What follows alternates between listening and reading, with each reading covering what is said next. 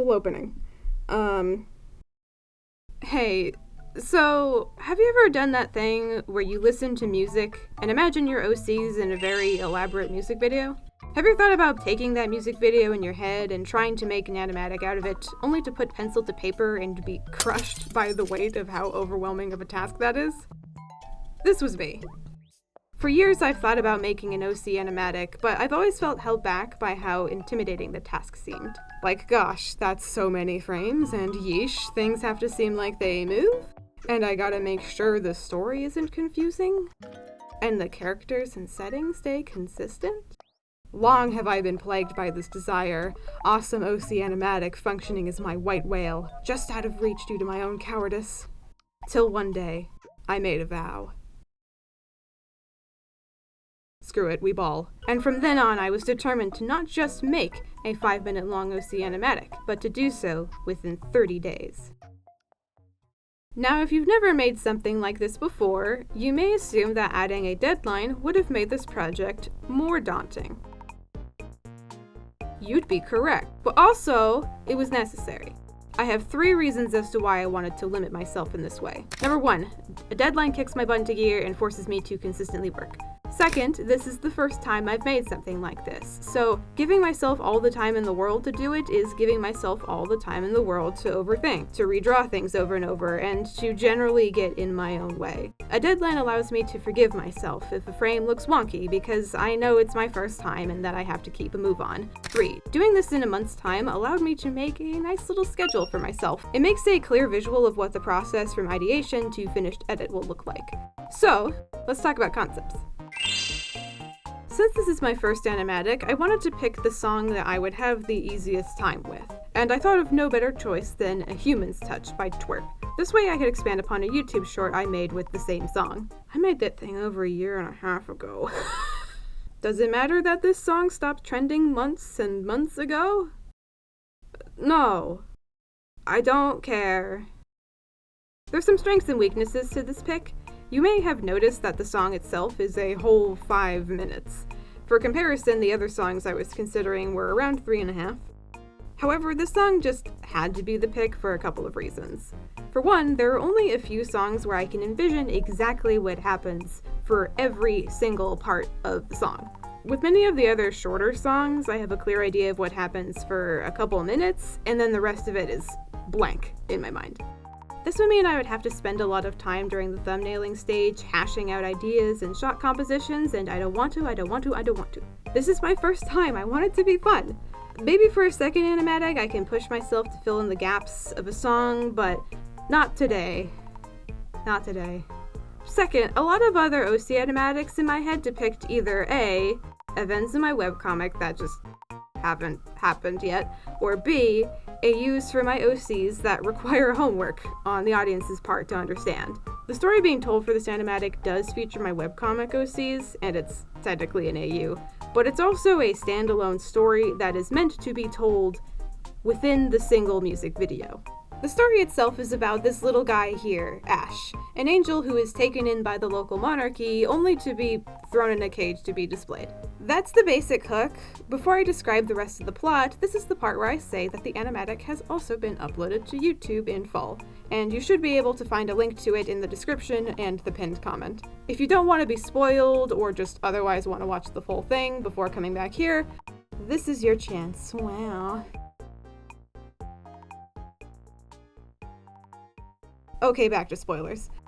Ash finds a way to slowly craft something to free himself, and his efforts are noticed by a mysterious woman who gives him more supplies. We learn that this woman is Baleb, a court mage for the monarchy who is getting slowly replaced by a more palatable, charismatic rival. One night, while Baleb returns to her quarters, she finds a dead body planted in her room and is arrested for charges of murder. She's sent to be executed via getting dumped off the edge, lol, and Ash realizes that she indeed is the one who helped him and attempts to help her in return. Initially, this seems fruitless, but Baleb uses her powers to give Ash a lockpick in the hopes that he can free himself for real, which he does, and then flies away from the kingdom and rescues her.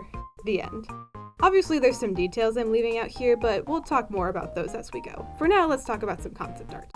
I didn't really want to stretch out the process of making concept art. It's something I can take my sweet time with. So I restricted myself to only getting one day to work on all of it. This turned out alright, since there were only a few things that I needed to prep anyway. The first was actually more of an exercise. I redrew a frame from my original short, except I raced to see if I could replicate it in 20 minutes. I wanted to nail the balance of frames looking clear while not taking forever to make, because I know we will have dozens upon dozens of frames to draw. I also made a design for the rival mage guy, since he's the only main character that didn't have one yet. And then I got to making multiple sketches of my main location, the castle.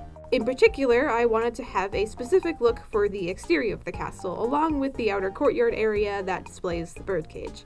These are nothing fancy, I just needed to get a sense of the space that the characters occupy. I do like the general vibe of the place though. A kingdom perched amongst the clouds built around these ridiculously tall cliffs. And that's literally all my prep, which means I can start tearing through the thumbnails.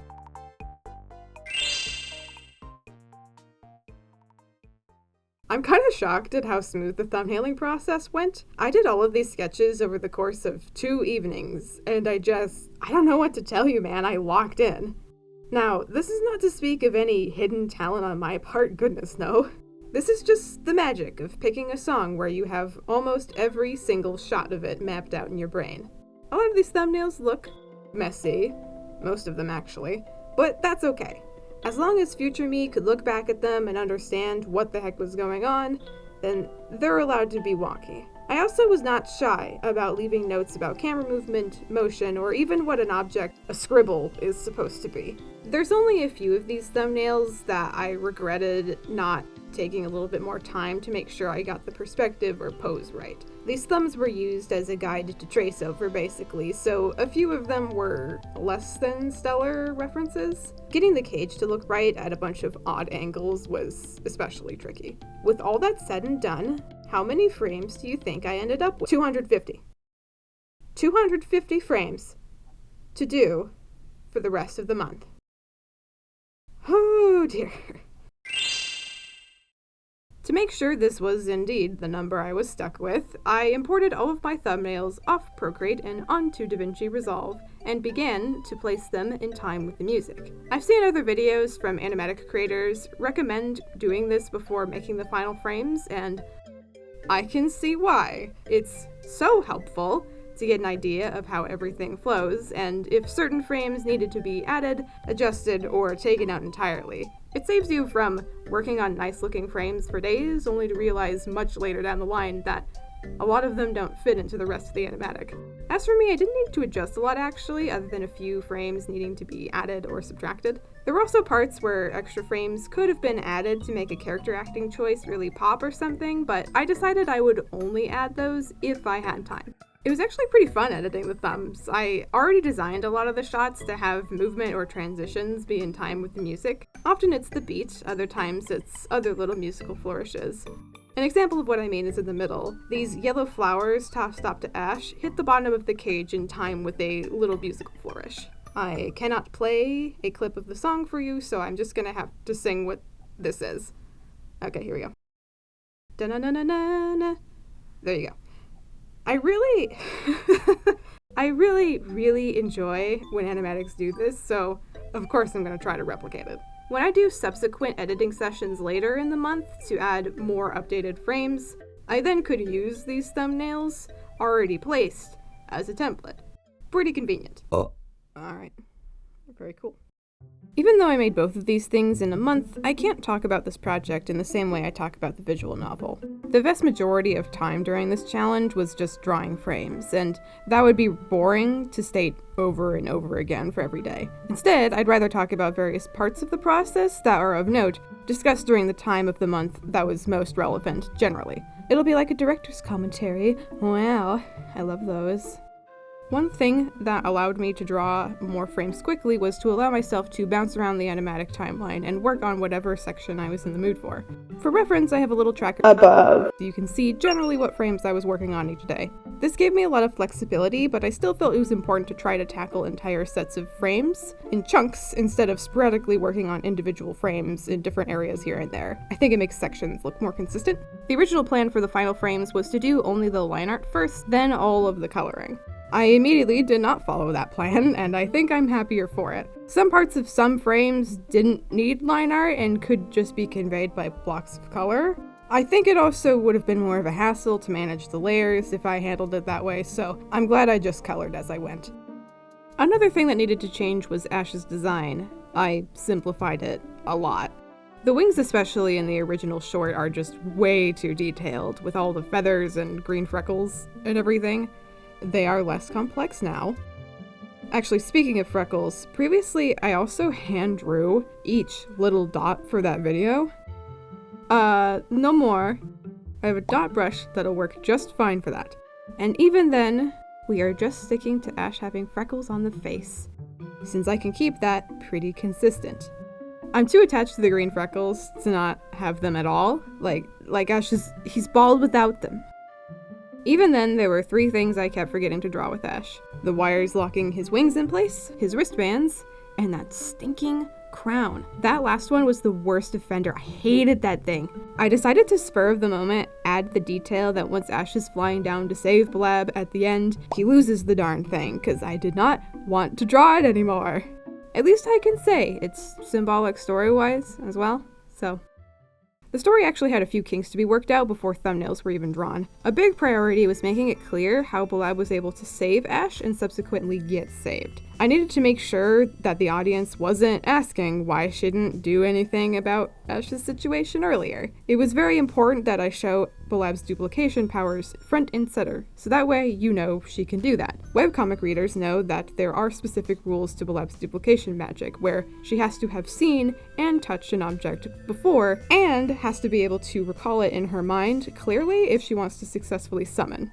Now, you can't communicate all of those rules in an animatic, obviously, but I think people will get the gist enough to play along. I also added the detail that when Blab goes to give Ash her flowers, you can see guards stationed there as she exits, which is why she can't do something more drastic to help him. She would be stopped. The other tricky question was figuring out what item Blab could give Ash to help him escape. It was originally going to be a key, but then that brings us back to the question of why she didn't sneak that to him earlier, and also how she got a key like that in the first place. Then I came up with the lockpick idea.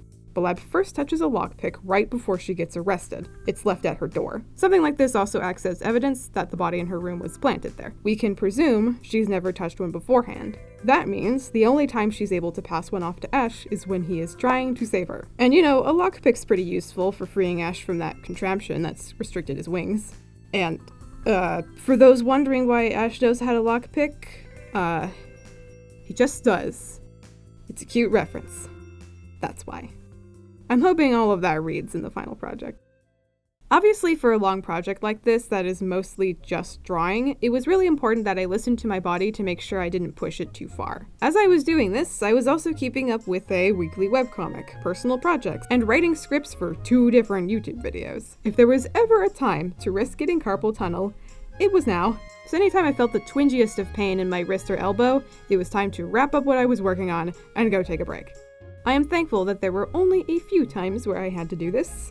I also tried to make sure I was drinking all the water, not forgetting to eat food, I failed at this one sometimes, and changing my position as I drew. I think that this animatic also helped in forcing me to loosen up with my sketching. The time pressure forced me to get better at gestures and using line weight as a way to draw the viewer's attention. It's translated over to my other artwork, and I've been having a lot more fun sketching this way, which is a big win in my book. Another win was the lasso tool. Holy cow, this was my best friend for this project. It made drawing things like clouds, in which there are many, or coloring in general, much more efficient. God bless the selection tool for making frames get drawn quicker.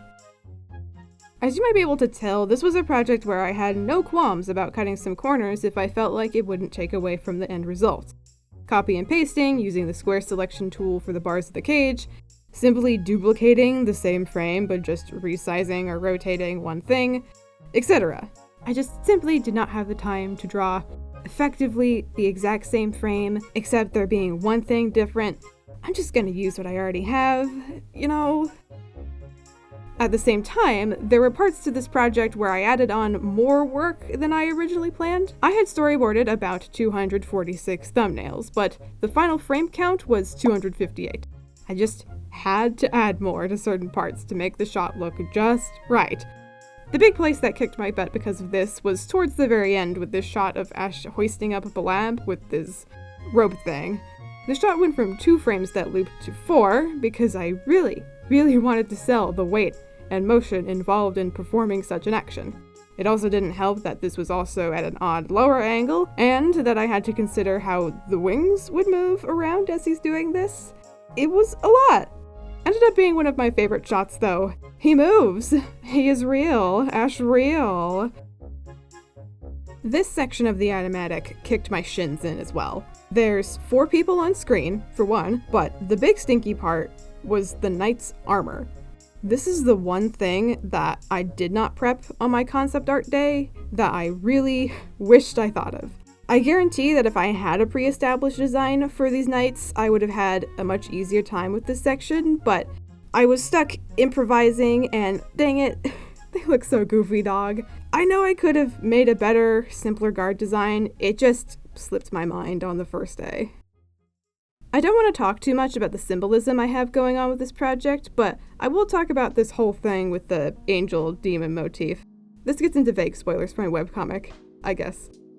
So, Blab being a demon is a very literal way to showcase her being, well, demonized. She's only tolerated in spaces as long as she is useful, but the second another mage stops by who is more acceptable, she gets discarded.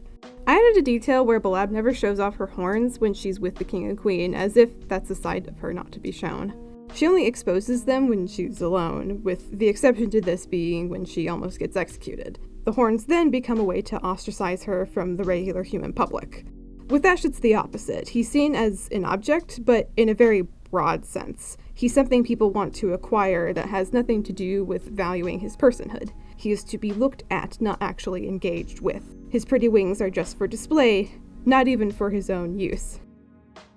The angel-demon dynamic here is perhaps kind of campy, but man, I don't know, I don't care. If anything, I'm kind of leaning into how silly some of these tropes are. Self-aware in the sense that I know I'm making a fairly melodramatic story, but not to joke at my own expense, but instead to look at the audience and go, so what? It's fun. For goodness sake, the song I chose is one that uses imagery about outdated technology as a metaphor for being discarded by your lover. And it's a banger song! My OCs are dolls, and playing with them is fun. Uh-oh, if you notice that Blab loses the flower rope around her waist when she falls, I know. I just didn't want to draw it anymore. I also thought it would look goofy keeping it around. Just imagine it slipped off from gravity or something. When I finished drawing the thumbnails, I was actually surprised by how few of the shots seemed difficult to draw. I saved a whole week in my schedule for tackling these parts of the animatic, knowing I would eventually procrastinate on them. But those turned into normal drawing days. The most trouble I had was a couple of shots toward the end and the establishing shots. This includes the first frame, which is unfortunately ugly still. That's part of why I added the text, so there's something else to look at. Anyway. I do really enjoy the spin that Ash and Blab do at the very end of the animatic, though. There's an extra frame I would add in there between the shot of the hands before it that would make this transition feel smoother, but I don't even know where I'd begin with that. But the spin itself is very cute. It's exactly how I wanted it to look, and I did a little yippee when I saw it put together in DaVinci Resolve. Procreate itself worked pretty well for this project, except for the one thing that was annoying to deal with over and over again. When you resize anything in Procreate, the selection gets so blurry, I hate it.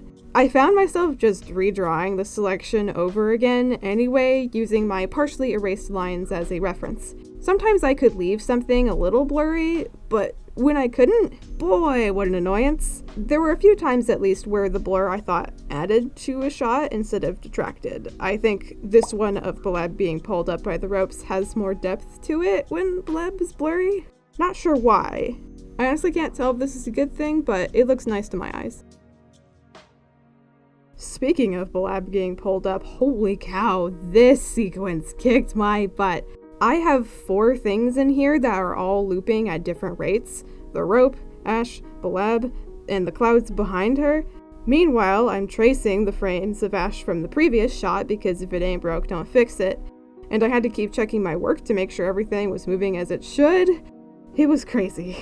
I can't believe the OG plan was to also have both of them sing the lyrics as this happens. I think I would have about keeled over. These are also the last frames I had to work on, so yeesh, what a way to end.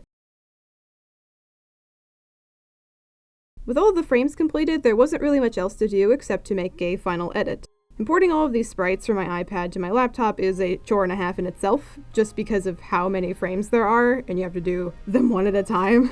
But at least I could listen to some music and zone out doing it, so I can't complain too much. After the animatic was technically completed, I still found myself fiddling with the timing of certain sections just to try to make it as good as it can be. At some point though, I just have to give it a rest and have something that I can call done to show the rest of y'all. And yeah, I think that's everything I wanted to say about the animatic. I'm not a good judge of what makes for a good animatic, so I'll just say that I'm proud of the final result. For a first time, I think I handled it about as well as I could have. Next time, I want to challenge myself with something that requires more complex shots and really try to add more in-between frames to make the characters feel more like they're moving. But that's for another day. When going into this project, I assumed that I would have to extend my deadline a few days because the workload seemed so immense, and I didn't have to do that. There's even like 4 to 5 days where I didn't work on the animatic at all. I definitely enjoyed the process, though I could tell that as we got further and further into the month, I was getting more and more delirious. So much of doing the exact same thing over and over again. It was awesome though. I would animatic again. Once again, if you would like to see the final thing with music, I have a link for you in the description and the pinned comment. Either way, thank you for watching this video. Subscribe if you want, and sleep well. Bye bye!